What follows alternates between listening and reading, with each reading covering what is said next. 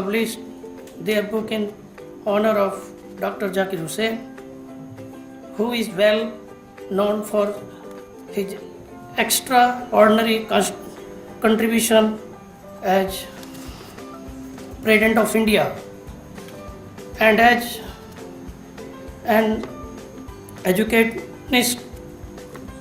He played a great role in establishing the Jamia Milia Islamia University. He also contributed a lot for Aligarh Muslim University.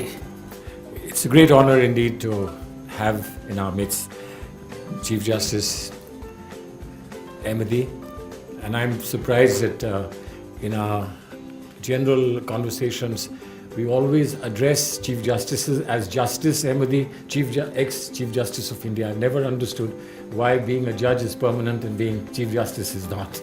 But may I refer to you in what I think is the appropriate way, Chief Justice, former Chief Justice of India or Chief Justice of India. Honor again that we have amongst us one of the brightest young judges that we know in our times, Justice B.D. Ahmed. And to combine this two generations or several generations apart maybe, but two separate generations of outstanding judges of our country, someone who's a sharp, watchful eye on what judges do, and indeed a great inspiration for all of us who subscribe to the intellectual side of law in jurisprudence. We have here Professor Upen Bakshi, someone that has inspired several generations of young lawyers. I'm particularly grateful that the publisher, Mr. Upadhyay, is someone who has reached out and offered opportunities for these remarkable books. And then finally my colleague, Mr. Lokendra Malik, who is a tireless taskmaster in ensuring that these books keep coming out. I keep saying, when and how will we be able to call it a stop? I hope that doesn't happen, but the subjects could get expanded. Justice Badr Ahmed is here, and I hope that the next book will be about someone that Justice Badr Ahmed has been close to, his father, who again was President of India. And I think it would be appropriate that we work towards a book on President Fakhruddin Ali Ahmed Saab. Distinguished friends and colleagues, I would think the greatest service I can do to a wonderful evening like this is to give the maximum time to hear those who are on the stage with us, rather than inflict upon them something that I have to say. If you have to say something and you put it in a book, I guess that's where you should stop. There's nothing further to add if you've done a book. This is not a book that we've really authored. This is a book that we've edited. We've put together some lectures that we've collected from various friends over the years and put them together in a tribute to the former president and my grandfather, largely inspired and largely instigated and pushed by my colleague Lokendra Malik. But I do want to say this, Chief Justice, on this occasion, that there are a lot of young aspiring lawyers here this evening, and there are some wonderful things happening in our legal system which began around your time, but which have now expanded beyond anyone's imagination. And that is how interns are coming in lawyers' offices, and interns are coming away from law colleges and law universities to spend time watching how judges conduct themselves. And I think it's a fascinating experience for them. Not only will we get much better informed lawyers and effective lawyers in future, but I think we'll also get some outstanding judges, because they have a chance to see brilliant judges function at this point. And therefore I believe that these events that we've been able to have a few, and today we will dearly miss Justice Sikri, who's not well, who has been more than generous with his time, that every time we've imposed ourselves upon him, he's here.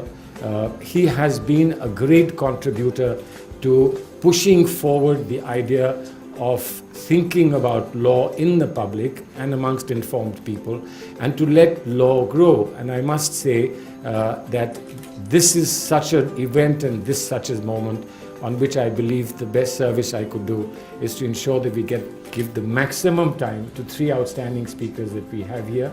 I acknowledge with great gratitude your presence here. I believe that you have a very difficult time, particularly for sitting judges, to find the time to be here with us. But I hope that when you return this evening, you will have thought that this has been a worthwhile evening, and that all of us from here will go back with very fond memories. Thank you very much and welcome once again.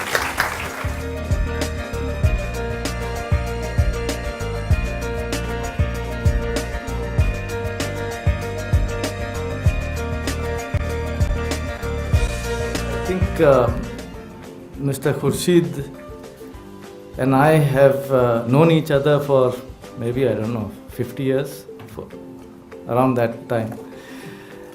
The first time, I don't know whether he remembers it or not, Zakir Sahab was vice president, and my aunts were very close to the family, and I had visited them just before the Republic Day celebrations. The opportunity as a youngster to visit Rashtrapati Bhavan with my father, to meet with Zakir Sahab, and I would like to share my experience on that day. In fact, Zakir Sahab took us around and he showed me very lovingly, he showed me his stone collection. Today, people who reach high places have no time for small children, have no time for youngsters, and they think that it's not worth their while. But Zakir Sahab, having been the president of India at that time, and me being a son of a colleague, or rather a friend, he spent some time taking me around, showing me his stone collection, and explaining as to how and why he loved stones. I think I thank very deeply Salman, Khurshid and Lokendra Malik for this event, which is magnificent already, by what Justice Ahmed has said, and invitation to me to say a few words. Before I do that, the compeer was very kind, saying I don't need introduction, and then went on to say a few nice words for me. And thank you, ma'am. But one of the phrases he used to describe me was, quote unquote, eminent jurist. And it reminded me of an occasion when I went to South Gujarat University as its Vice Chancellor. And Krishna Iyer wrote me a letter. And he said, congratulations, you've become so-and-so of such and such university. I'm very pleased, said, my dear pen, I'm very pleased you've become this and that. But let me remind you of George Bernard Shaw. And George Bernard Shaw said, the more eminent a person is, the more he or she has done to be ashamed of. Now, I don't know in which sense the word eminent was used for me, but I'm grateful to you. The word jurist I would not say anything about. We in India seem to have a culture. When I was in the office in Delhi, or before that in Surat, everybody called me an educationist. Because the head of the university. I said, I don't know a thing about education, the history, the technology, the philosophy. I don't know. I'm a law teacher. Now, distinction between being a teacher and education is very great and great. And I said my say, but didn't work very well.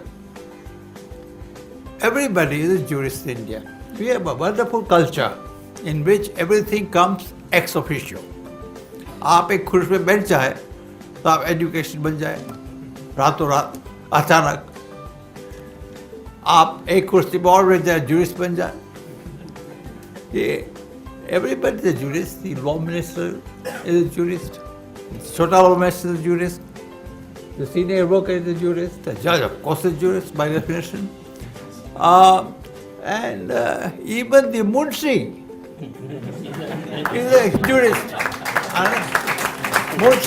Munshis are great people. They are great people because without them, they were. Now I don't know nowadays you have them, but when you had them, munshis knew a lot more law craft than the lawyers did.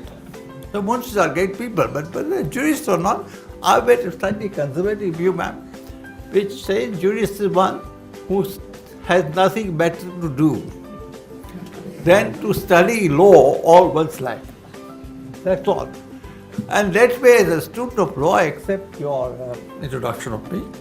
I really think I have to say very little, and I won't take too much of your time. But I think the first thing I want to say is that we are assembled today in the shadow of one more NEP, New Education Policy.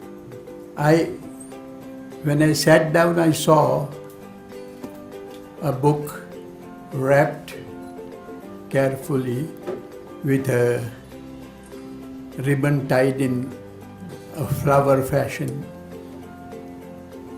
And whenever one has to present the book to the audience, one has to virtually tear through the wrapping to get the book out.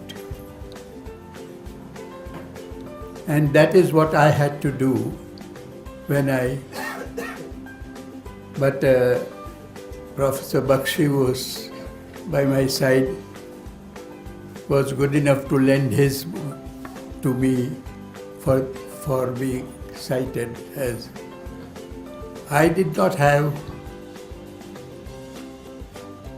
the opportunity to go through this book because I just saw it today. And I'm sure from what I have listened so far, it will make an interesting reading. One thing I'm delighted about is the return of Salman Khurshid to the bar.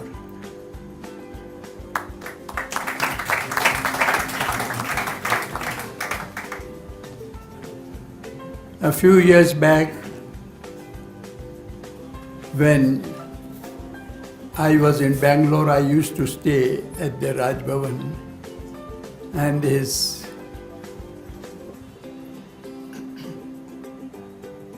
father, who was then the governor there, once told me, Ahmadi Saab, Salman se kaho, ye politics chhod ke wakalat kare. I conveyed that message to him.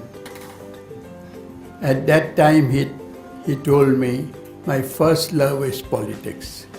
So, I am here today only because I was wanting to sit in the audience, which I was denied. And I have not yet read any part of the book. But I knew that from earlier readings that Zakir Sahib was a very, very eminent educationist. When he became the president of the country, a journalist walked up to him and said, "Is it not the victory of secularism in this country, a Muslim having become the president?" And Zakir Sahib said, "I would have been very happy if you had not mentioned my religion. It is not that you are secular because you have become the president, notwithstanding the fact that you are a Muslim by religion. I remember that once I was in the court doing a certain matter in which there were some issues concerning secularism and other. And there were the accredited journalists in the courtroom. One of them then said, this is what is it, this will happen, this will happen. I listened to him quietly, and then I said, nothing of that sort will happen so long as this court sits. My Lord, Honorable Mr. Justice A.M. Ahmadi, former Chief Justice of India. My Lord, Honorable Mr. Justice B.D. Ahmed, Judge, Delhi High Court. My esteemed teacher, respected Professor Upendra Bakshi, former Vice Chancellor, University of Delhi, and Professor Emeritus, University of Warwick, United Kingdom. My esteemed senior, Sri Salman Khurshid, Senior Advocate, Supreme Court, and former Union Minister of Law and Justice and External Affairs. Justice P.S. Narayana, my colleagues from the bar, my colleagues from the academics, law students, media persons, ladies and gentlemen. We are extremely grateful to have with us Honorable Mr. Justice A.M. Ahmadi as a chief guest. Though we were expecting to receive Honorable Justice A.K. Sikri as chief guest, but due to his ill health, he could not attend us at the final stage. But we are extremely grateful to His Lordship Honorable Justice Ahmadi, who obliged us and who released our book. We are extremely grateful to His Lordship Honorable Justice B.D. Ahmed to grace this occasion as a guest of honor despite his very busy schedule in the Honorable High Court of Delhi. We are extremely grateful to eminent jurist and a distinguished teacher, Professor Dr. Upendra Bakshi, to grace this occasion as a guest of honor. And I am extremely grateful, personally grateful to my esteemed senior, Janab Salman Khurshid Sahab, to grace this occasion and to be with me as a co-author in this book. The idea of publishing this book came to me because fortunately or unfortunately I have also been a teacher for 9 years. I have taught law. This is my second book on Dr. Zakir Hussain, and with Salman Khurshid Sahab, this is my second co-third book. A few days back, we have released our book Justice at Heart, Life Journey of Justice V.R. Krishna Iyer, and we are also in process of publishing our third book on Professor Ronald Dworkin, who was teacher of Salman Khurshid Sahab at Oxford University. 2-3 things of Dr. Zakir Hussain's life impressed me a lot. He was extremely compassionate human being. We have mentioned a story in this book. Once, when he was the President of India, he was distributing sweets to some children who were visiting the President house. Mrs. Hussain asked him that why did not you come when the message was conveyed to you? But he said that I was distributing sweets to the children and they were very happy and I could not break their hearts. So such was the personality of Dr. Zakir Hussain.